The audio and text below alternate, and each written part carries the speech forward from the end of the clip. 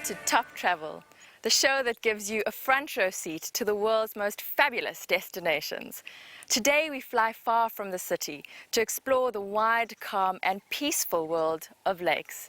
For starters, we pay a visit to one of the largest man-made lakes in the world. Fed by the dark waters of the mighty Zambezi, it's called Lake Kariba and is one of the most dramatic places in Central Africa. Over 1,000 kilometers upstream from the mouth of the Zambezi River is a vast stretch of water.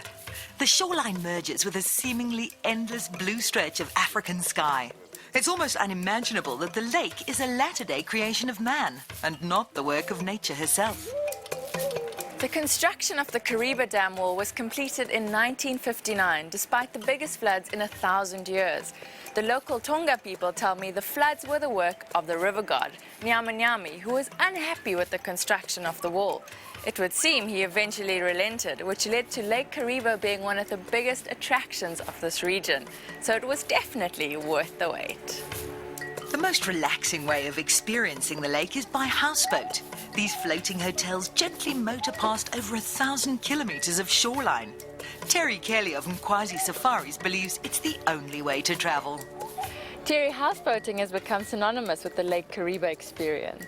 It's a magic way of spending 3 or 4 days away from the rat race of the world. It's isolation across the lake at Matutzadona. You won't see anybody else. You don't have to talk to anybody else. You just relax in your own little world. There's not many better holidays.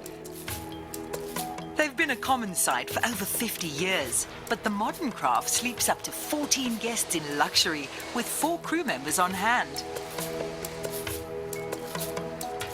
It is a luxury cruiser. It's one of the top boats on the lake. We do have a lounge, dining room and Bermuda deck out on the back where we eat most of our meals. Kariba, most of the time you're spent outdoors, not inside. So we're on the top decks with bar fridges and the jacuzzis and everything else because you live outside at Kariba. It's not an indoor place. It does away with road and rail transport too.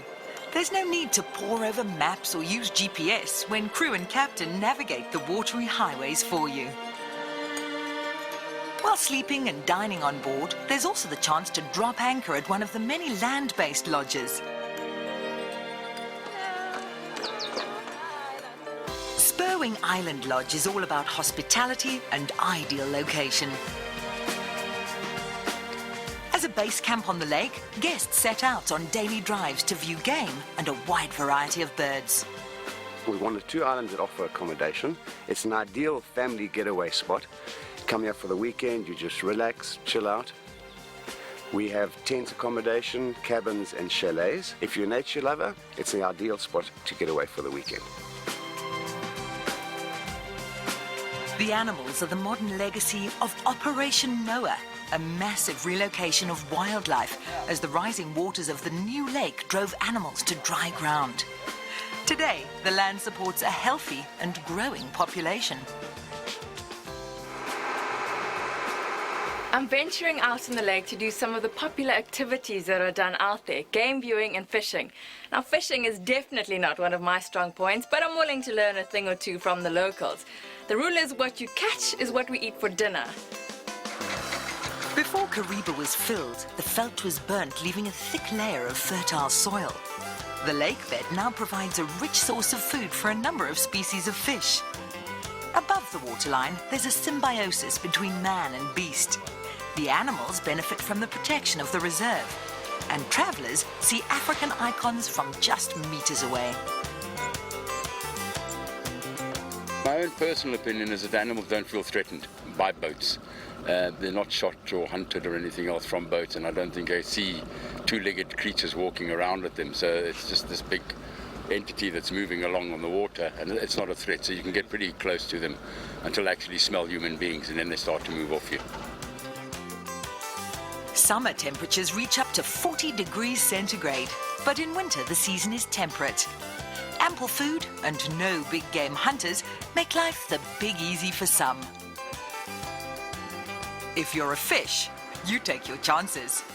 Rick, sport fishing is quite popular on this lake. Most people come in Kariba, mostly fishing for tiger and bream. Bream, which is good to eat, and tiger, it's a more fighting fish. Sardine like Kapenta support the commercial industry, but for the solo angler, it's luck and skill. A bream bite, you feel the tag. They pull in it and then you reel them in. Then you strike, then you win. Oh, wow. And then it comes dancing out the water. Right, yeah. Fantastic. Let's go. Now, it's not likely that Zahira will bag a tiger fish of nearly 3 kilograms, the current record for these parts, but she does have a good chance of plating a decent catch of bream. Good coaching, patience, and beginner's luck pays off. Look what I caught. Go me. Oh, oh, sorry, fishy. Well done. Look at me. Well done. Just after minutes of throwing in my worm, I've managed to catch a tigerfish. And who said city girls can't fish? Look at that. Elephants have been known to swim between islands. Kingfishers snatch their prey from the clear water before your eyes. Crocs lie fat and replete on the muddy shores. It may be a relaxing day, but your head is filled with game sightings to remember. Hello, see what we caught. Oh, it's very nice. So we leave you to work your magic and I'll go get dressed. Yeah, well done. It's a nice one. I'll do it. Perfect, we'll see you in a little while. Oh, thank you. Even with over 100 islands on the lake, there still seems room to breathe and move. Dusk on Lake Kariba is a spectacular airshow of cloud-streaked sky and reflections, with only the sound of creatures settling in for the night. Although Lake Kariba is man-made, it's evident that nature has embraced this creation as its own. I'm sure even the river god smiles down with great satisfaction. Walk, fish, drive or float. There's the real world, and then there's Kariba. Go west, young man, or so the saying goes. And if you're lucky, you might wind up in the mighty Sierra Nevada mountains on the edge of California. For it is there that a 2-million-year-old lake plays host to world-weary travelers in search of a little slice of heaven. With crystal clear waters surrounded by alpine peaks, Lake Tahoe is a magnificent sight. For our final lakeside soiree, we visit South Africa's first ever Natural World Heritage Site. It's a place where the river meets the sea, where hippos yawn and crocodiles snap, and over 500 species of bird make their nests. Lake St. Lucia on South Africa's east coast is where we bring this show to a lush, tropical grand finale.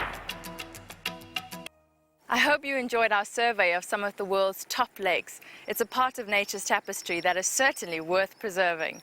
Remember to buy your bottle of Velpre to stand a chance of winning a trip to the top wonders of the world. Next week, we take a look at another of nature's facets on an even grander scale. Join us as we go island hopping to some of Africa's top islands. It's sure to be an exotic experience full of sun, sand, and pure luxury. Until then, travel safely.